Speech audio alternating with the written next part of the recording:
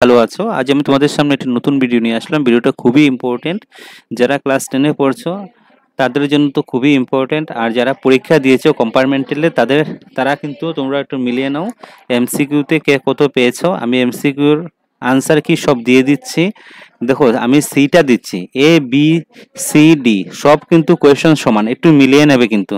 C এর লগে এর মিল আছে, বি এর লগে এর মিল আছে, সব কোয়েশ্চন পেপারে মিল আছে, কোনোটা প্রথমে কোনোটা লাস্টে, ঠিক আছে। আর ভিডিওটা দেখা মাত্রই সবার সাথে ভিডিওটাকে শেয়ার করে দেবে। চ্যানেলটা নতুন দেখে থাকলে চ্যানেলটাকে সাবস্ক্রাইব করে বেল আইকনটা বাজিয়ে রাখবে, কারণ তোমরা পাস করে নেওয়ার পরই তোমরা 11-এ যেই সাবজেক্ট, কেউ আর্টস নেবে, কেউ কমার্স নেবে, কেউ সায়েন্স নেবে, যে যেটা দরকার আমাকে কমেন্ট করে বলবে, আমি সকল কোয়েশ্চন আনসার দিয়ে দেবো উইদাউট টিউশন। তোমরা সব নোটস পেয়ে যাবে আমার চ্যানেলের মাধ্যমে। আর ক্লাস 9, ক্লাস 6, 7, 8 যারাই দেখছো বা যারা দেখবে তারা চ্যানেলটাকে সাবস্ক্রাইব করে রাখবে। আমি সকলের জন্য সকল চ্যাপ্টারের কোয়েশ্চন আনসার, ইউনিট টেস্টের কোয়েশ্চন পেপার সকল কিছু আমার চ্যানেলের মাধ্যমে তোমরা পেয়ে যাবে। চলো শুরু করা যাক আজকে 2024 compartmental examination C general science. আজকে পরীক্ষা হয়েছে, দেখে নাও কার কত মার্ক হয়েছে, কমেন্ট করে বলবে আমাকে, কারণ সবাই পাস করবে তোমরা কিন্তু, এটা শিওর রাখো। সেকশনে 1 into 45টা কি আছে, এমসিকিউ আছে। দেখো 1 নম্বর প্রশ্ন, আমি প্রশ্নটা পড়বো না, আনসারটা বলে দেবো। 1 নম্বরটার আনসারটা হবে এ নম্বরটা, 2 নম্বর কোয়েশনের আনসার হবে বি নম্বর, যারা বি নম্বর ঠিক করেছে তারা শুদ্ধ হবে। 3 নম্বরের কোয়েশনটার আনসার হবে, 3 নম্বরটার কোয়েশন আনসারটা হবে সি নম্বর। 4 নম্বর কোয়েশনের আনসারটা হবে সি নম্বর। 5 নম্বর কোয়েশনের আনসারটা হবে বি নম্বর। 6 নম্বর কোয়েশন আনসারটা হবে বি নম্বর। 7 নম্বরটা হবে ডি নম্বর। 8 নম্বরের আনসারটা হবে এ নম্বর। 9 নম্বরের আনসারটা হবে বি নম্বর। 10 নম্বরের আনসারটা হবে এ নম্বর। 11 নম্বরের আনসারটা হবে এ নম্বর। 12 নম্বরের আনসারটা হবে এ নম্বর। 13 নম্বরের আনসারটা হবে বি নম্বর। 14 নম্বরের আনসারটা হবে এ নম্বর। 15 নম্বরের আনসারটা হবে বি নম্বর। 16 নম্বর কোয়েশনের আনসারটা হবে সি নম্বর। 17 নম্বরের আনসারটা হবে সি নম্বর। 18 নম্বরের কোয়েশন আনসারটা হবে বি নম্বর, অম্লনাশক। 19 নম্বরের কোয়েশন আনসারটা হবে বি নম্বর। 20 নম্বরের কোয়েশন আনসারটা হবে ডি নম্বর। 21 নম্বরটা আনসার হবে বি নম্বর। 22 নম্বরের আনসারটা হবে বি নম্বর। 23 নম্বর আনসারটা হবে এ নম্বর। 24 নম্বরের কোয়েশন আনসারটা হবে সি নম্বর। 25 নম্বরের আনসারটা হবে ডি নম্বর। 26 নম্বরের আনসারটা হবে এ নম্বর। 27 নম্বরের আনসারটা হবে বি নম্বর। 28 নম্বরের আনসারটা হবে এ নম্বর। 29 নম্বরের আনসারটা হবে সি নম্বর। 30 নম্বরের আনসারটা হবে ডি নম্বর। 31 নম্বরের আনসারটা হবে এ নম্বর। 31 নম্বরের আনসারটা হবে এ নম্বর। 32 নম্বরের আনসারটা হবে সি নম্বর। 33 নম্বরটা হবে এ নম্বর। 34 নম্বরের আনসারটা হবে ডি নম্বর। 35 নম্বরের আনসারটা হবে সি নম্বর। যারা কম্পার্টমেন্টাল ছাড়া দেখছো তারা কিন্তু কোশ্চেনগুলো লিখে রাখবে, কারণ তোমাদের ইউনিট টেস্ট হাফ ইয়ারের জন্য কিন্তু ইম্পর্টেন্ট আছে এগুলো সবগুলা প্রশ্ন। তারপরে দেখো নেক্সট প্রশ্ন, 36 নম্বরের প্রশ্নের আনসারটা হবে সি নম্বর। 37 নম্বরের আনসারটা হবে সি নম্বর। 38 এর আনসারটা হবে ডি নম্বর। 39 এর আনসারটা হবে এ নম্বর। 40 এর আনসারটা হবে বি নম্বর। 41 এর আনসারটা হবে সি নম্বর। 42 এর আনসারটা হবে বি নম্বর। 42 আনসার কোথাও কি হবে, বি নম্বরটা হবে 42। 43 আনসারটা হবে বি নম্বর। 44 এর আনসারটা হবে বি নম্বর।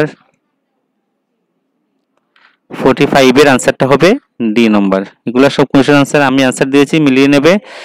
যার যেই সেট একটু মিলিয়ে নেবে, প্রশ্নটা মিলিয়ে নিলেই হয়ে যাবে, ক্রস করে দেখে নেবে। তারপরে দেখো কোশ্চেন আনসার কি এসেছে, হাফ করে 2টা মানে 3 মার্ক এসেছে। কি বলেছে দেখো, প্রতিটি দুটি করে উদাহরণ সহ পদ্ধতি ব্যাখ্যা করো।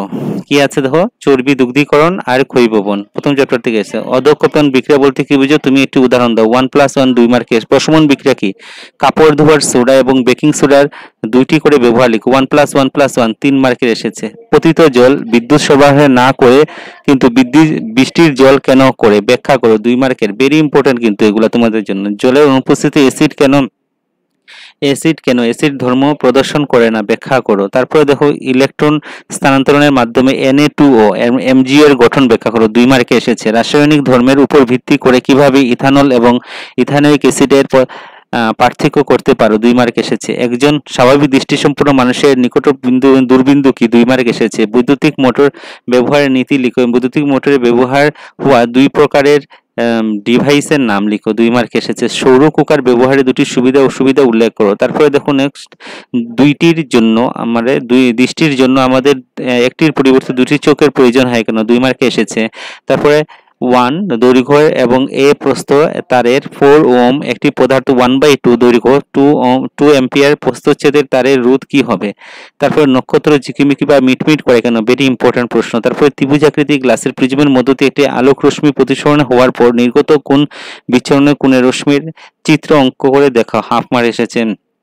তারপরে দেখুন নেক্সট কি বলেছে, শ্রেণীবদ্ধ শ্রেণী সজ্জা থেকে শ্রেণীসজ্জা থাকা বি সমান্তরালের সজ্জা থাকে। কি বলেছে, তিনটি রোধ 3 ওহম 4 ওহম এবং 6 ওহম সমতুল্য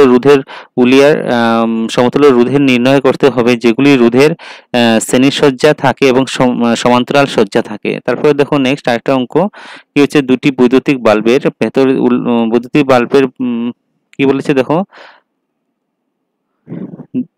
বৈদ্যুতিক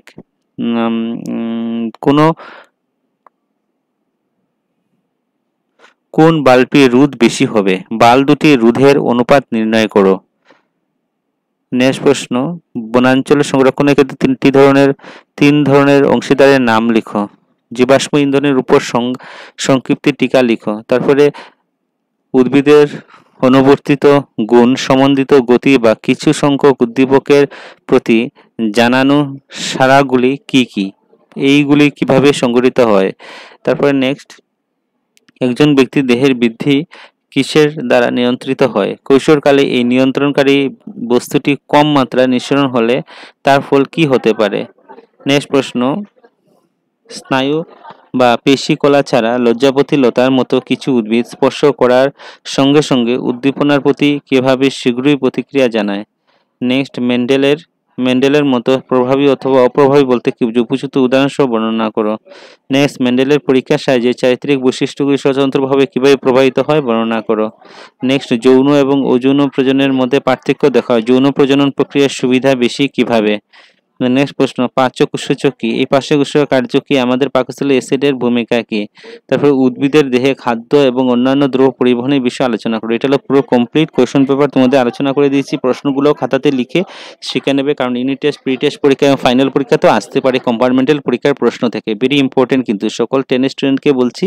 আর যারা কম্পার্টমেন্টাল দিয়েছো তারা একটু মিলিয়ে নেবে, কারণ এখান থেকে তোমরা 45 মার্কস থেকে কত পেয়েছো দেখে আমাকে কমেন্ট করে জানাবে।